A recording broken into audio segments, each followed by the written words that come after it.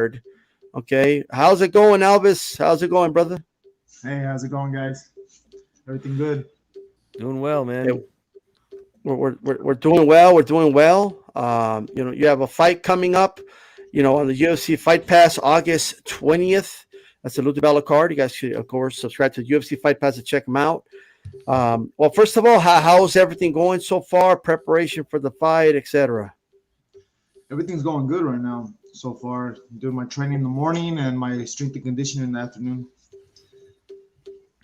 which I Well, still there you haven't go. Yeah. All right. Just curious. Were your parents big Elvis Presley fans? Is that where the name came from? Actually, my dad was. My dad was a big Elvis Presley fan, and he said that he wanted to name one of his kids Elvis, and I guess Okay, that was me. there you Oh boy. go. Did he All teach you how to right. dance like Elvis? That's the real question he wanted to ask. Yeah. Oh, So when you knock a dude out, right, and you walk out of the ring, and then you leave the building, does the announcer say Elvis has left the building? Is that like a thing or not? Not yet. no, not yet. Maybe later on. Do you walk out to any Elvis's songs for a fight? No, I have a couple people that asked me to do it. They're like, "Hey, you should do it, Elvis." I was like, "They'll be nice," and Yeah. you come with the Elvis suit and everything. I was like, "I don't know, I don't know." I'm all shook up. But Oh. at the end of the day, man,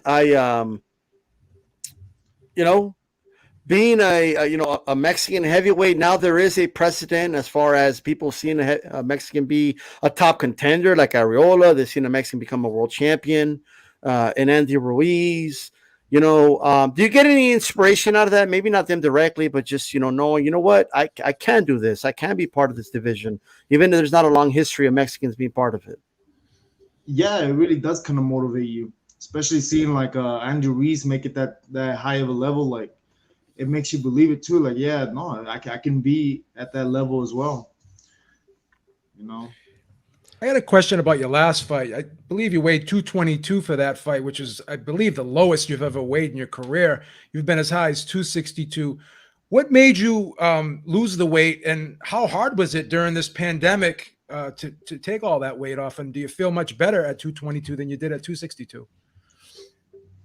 Yeah, I feel way better, and it was really hard, especially because I did it like in around 4 months to lose all that weight, and Wow, I it's had the quick. right coaches, my nutritionist, and everybody, and they were just helping me out. And man, it was tough. It's tough because losing that weight so fast was just really hard. Now the misconception is that you lost the weight, maybe you lost some power, but you still scored the knockout. Do you feel just as strong at 222 that you did at 262, or do you have more snap on your punches now? Yeah, actually, I do feel better. I feel lighter. I feel like my air lasts a lot longer as well. Like I feel so much better at that weight. The only thing is, I felt like my punches were a little bit less heavy. So yeah, I lost a little bit of power, but I can gain that with muscle. Yeah.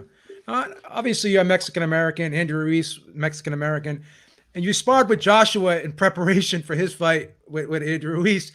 Did you have any mixed emotions there when being in that camp? Yeah, what happened right there? Yeah, it was I don't want to call you Benedict Arnold, but how'd you feel? it was interesting. A lot of my family members were calling me Judas, like, Come "Oh, you on. exposed yourself." I'm like, "Oh, business is Oh, business." It's that is part of the some game, Mexican right? shit right there. Let me tell you, Yeah. man. So I was like, "Man." Judas. Oh, Okay. Look at this, man. The training with Anthony Joshua. First of all, how was it training with Anthony Joshua, right? Because you're training with the best, the heavyweight. Well, at the time, I guess going back for his title, but one of the best heavyweights in the world. And did it help you with your confidence? Did it, like, moving forward?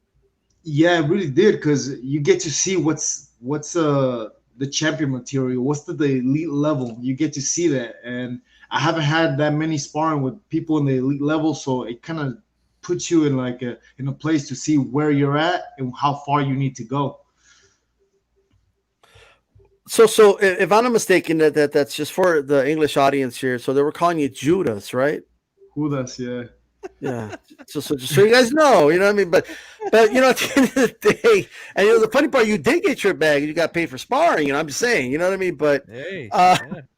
but at the end of the day, look, man, if an opportunity comes, you take it. You know what I mean? Because this is a big learning experience for you to be there with Joshua. Now the fight already happened. So after that training camp, were you confident that he was going to get his belts back against Andy Ruiz? Yeah. Once he was like towards the end of the camp. At the beginning, I was like still kind of doubting, Oh, but okay. towards the end, I kind of figured it out. I was like, nah, he's starting to fight different. He's not exposing him. He's not putting himself in those situations where he did against Andy Ruiz in the first fight. So yeah, it was gonna be completely different, and I had that confidence that he was gonna win. Now, did he So spar you like he fought Andy Ruiz? Did he box you from the outside during those sessions, or did you guys mix it up a little bit, or did you try to mix it up with him? Did you try to force the action inside, and was it hard to get there?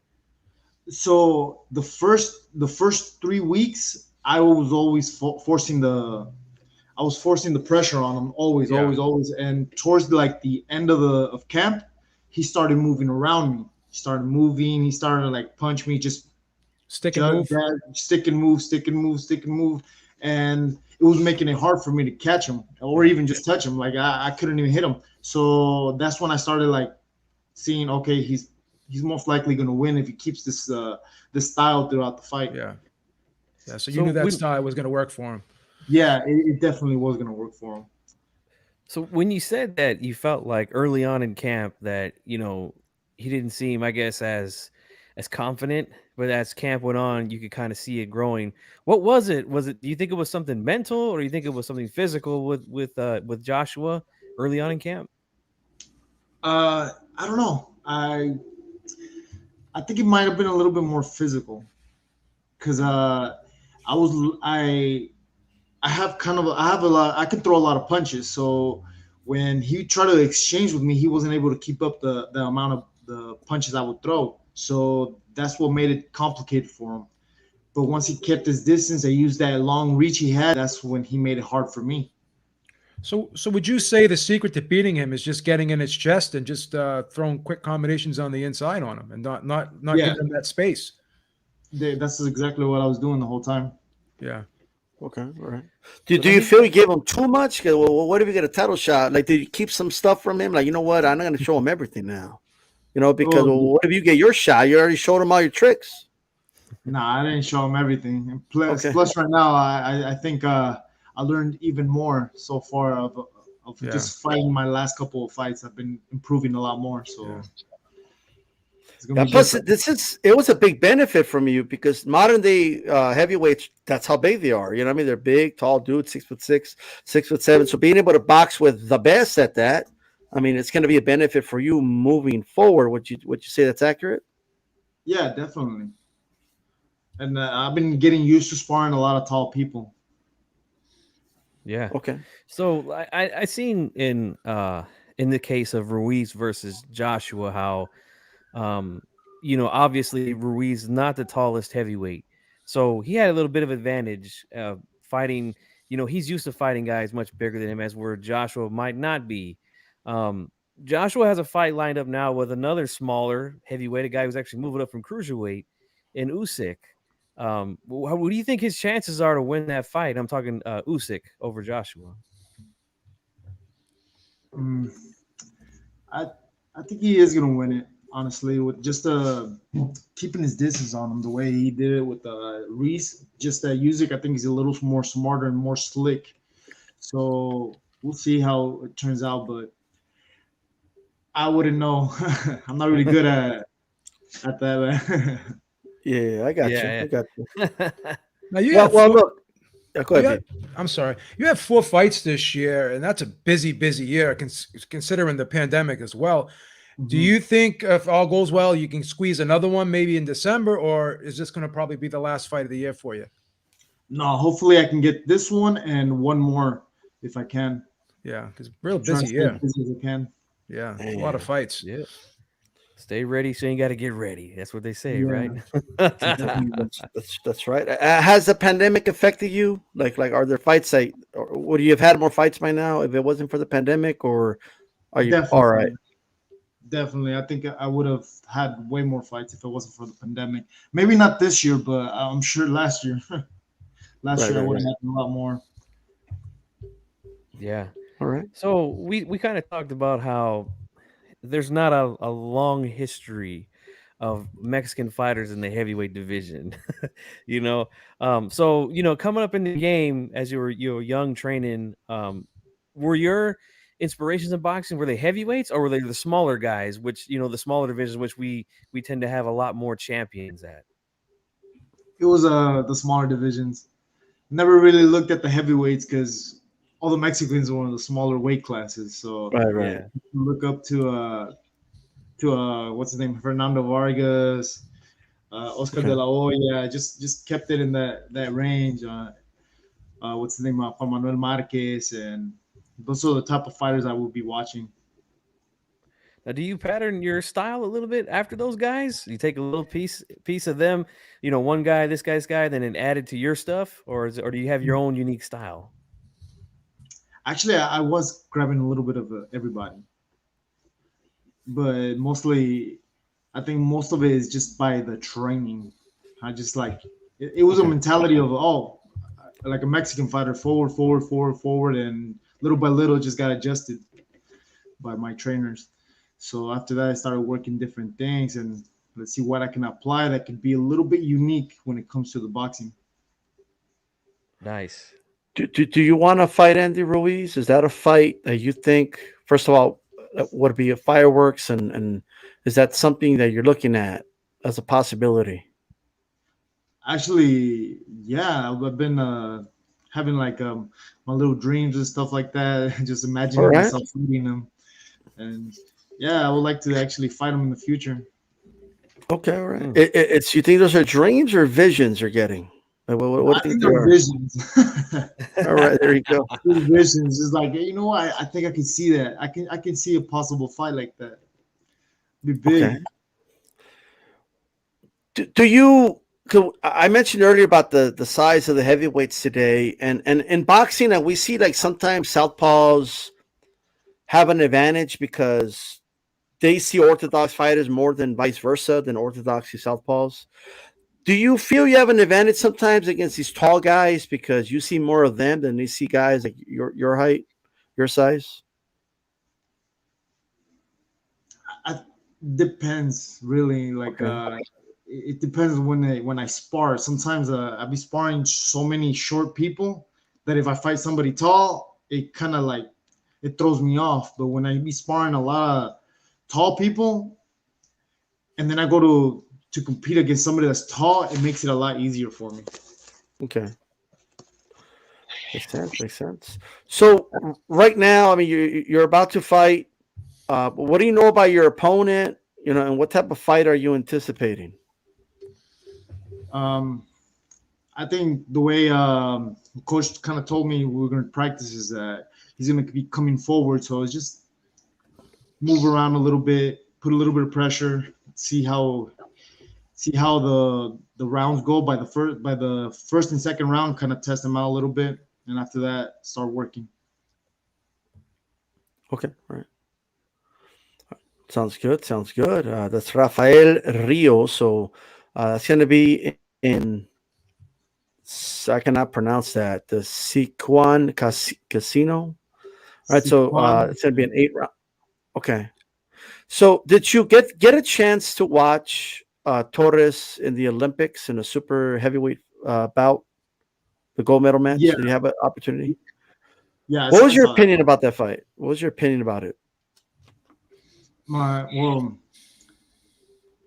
way I saw it was the referees were kind of like judging Torres for putting his head down, Yeah, and that was weird.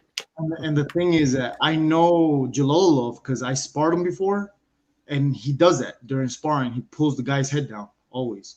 So it was kind of frustrating for me seeing that because I knew what's his name, Jalolov does that. He always puts the guy's head down, and the guy Torres was getting blamed for something that somebody was Right. doing to him. So that it was really frustrating for me when I saw that. Yeah, I feel like the ref ruined what would have been a great fight when he took away the point, and it's kind of like I cannot pronounce that dude's name. Your pronunciation is epic. It's great, but but maybe he would have won anyway. But it would have been a tougher fight, maybe. You know what I mean? Yeah, And I it just would. think it kind of took the wind out of the sails of the fight. Me personally. Yeah, well, it kind of got him into a disadvantage because he started giving him warnings, so he started to worry about him putting his head down when he wasn't doing it. So it made it hard for him to try to adjust. Now the card's going to be on UFC Fight Pass. Do you know if your fight is going to be broadcast live on UFC Fight Pass as well, or do they show the whole card, or do they just show a specific number of fights, like the first four fights, first top fight for like top four fights of the card? Do they show the whole card, or just the main event and a couple of co-features? Well, they said I was gonna be the one that starts up the show, and then they start the 4 titles or something like that. Oh, Yeah, okay. he's going to be on because Ludabella tweeted out. He retweeted my Okay, post, and he'll awesome, be on. awesome. That'll be So, great. yeah, so people could see him on the UFC Fight Pass for sure. And is there any any opponent you feel that's realistic that you could be fighting next? That you like to fight next? Actually, I've been what's his name? Frank Sanchez. I would like to fight Frank Oh, Sanchez. okay. Out of yeah. Canelo training camp. That's a great Yeah. matchup. That would be a good matchup Okay. for me. I mean, that'll be a good way to let Andy Ruiz know, hey, just beat your teammate, bro. But no, but Yeah. that's a good fight. Why not? Why not? Let's do it. So I'm looking forward to that. So, whenever what are your plans your long-term plans in boxing? Are you planning to do this for a long time? Do you already have like a set kind of like I'm going to do this for 5 years? Like, what's your how do you foresee your future in boxing? Well, I do see myself doing it for maybe 6 or 7 years, and then probably retiring after that. But who knows? With time, we just don't know. Right. So yeah, you could end up being 42 years old, like Pacquiao, like still fighting. I mean, who knows? Right. So, you just never know. One more question I want to ask you. A lot of boxing fans, always talk about fear. Fighters being scared and all that stuff, right? How often, if any time, do you see fighters in the gym and sparring? Fighters whatnot, amateur pros, that you've seen them scared to fight somebody? Is that something that's even a thing with professional boxers? I think it is. Yeah, I seen a couple fighters that show a little bit of fear, especially if you see your opponent, and then you can see him with a little bit of if insecurities, like right away you can tell this guy is not ready for this fight. So there might be some fear in there. Okay. Speaking of the Olympic boxing, before you turned pro, did you ever consider going into the Olympics? Was that ever a desire of yours? Yeah, actually it was. I was trying to qualify for the 2016 Olympics. I went and competed I represented Mexico in the national team, and went to the qualifiers, the pre-Olympic qualifiers in Argentina. But I came really short against Argentina. Well, obviously now the rules have changed and pros can be in the Olympics. Is that something you would revisit at some point? I don't know. Actually, I would have no idea. Maybe, but it's just I kind of like to leave that to the amateurs. I got you. So I had my opportunity. I missed it, and I feel I have to let somebody else take it. I got you. There you go. Yeah. Well, look, man, I want to thank you for coming on. It's been a pleasure having you on the show. We'd like to have you back, especially after your fight, just kind of follow up and follow your career moving forward, man, here on Hispanics Cause and Panic. Do you have a social media like Instagram, Twitter, where people can follow you? yeah, so I have it's Elvis.Garcia98. Elvis Garcia. Okay. What is that? Twitter? No, that's for Instagram. I don't have a Twitter. Instagram. No, Twitter. Okay. All right. Cool.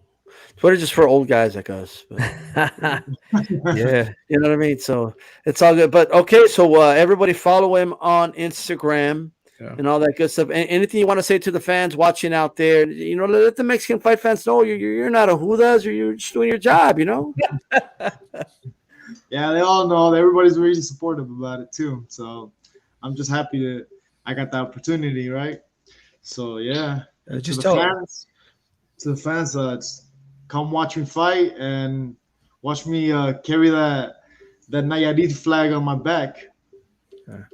There we There go. you go. just tell Andy it was nothing personal. That's all. Yeah. And we need you to walk out to Jailhouse Rock one of these fights, man, for Elvis. I right? actually met him.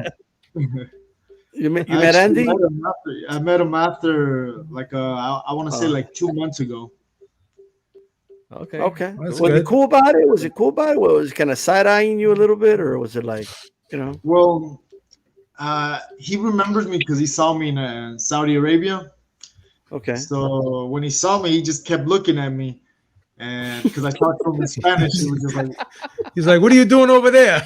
yeah. So You're in the wrong camp, brother." so when he sees me again, he just starts looking at me. He's like, I seen this guy before, like that. He just gave me that look, and he goes up and he says hi and everything, and I'm just like, hey, I helped out Anthony Joshua, and he just smirked at me. He's like, oh, okay, you're the reason I man. lost. The reason I lost. Yeah, there we go. Well, at the end of the day, it kind of is what it is. One more question before I let you go. Yeah. A lot of us were disappointed with Andy Ruiz, so the shape he came in for that fight, you know. Were you expecting him to be in better shape? I know you said you thought Joshua was going to win after the preparation, but were you expecting an Andy Ruiz in better shape than that, or did you kind of suspect he might come out of shape, given everything that was on social media? Like, you know, he was eating pizzas and eating tacos with the Saudi prince, so it wasn't that surprising to me. But how did you feel about it? Well, I actually was expecting like a completely different version from the first one. I was like, oh, he's probably gonna come like 10 times better than the first time he came to the first fight. So I was actually expecting a way better Andy Ruiz. Wasn't expecting what the weigh-in showed. So when he stepped on the scale, we were just like, oh, wow. So we're not gonna get the Andy Ruiz or the Andy Ruiz from the last fight. We're gonna get a different one. So it's sad because either way, I in some way I was supporting him. Yeah. Is he really 6'2"? Because he doesn't look 6'2". He must, like, you stood next to him. Is he really 6'2"? No.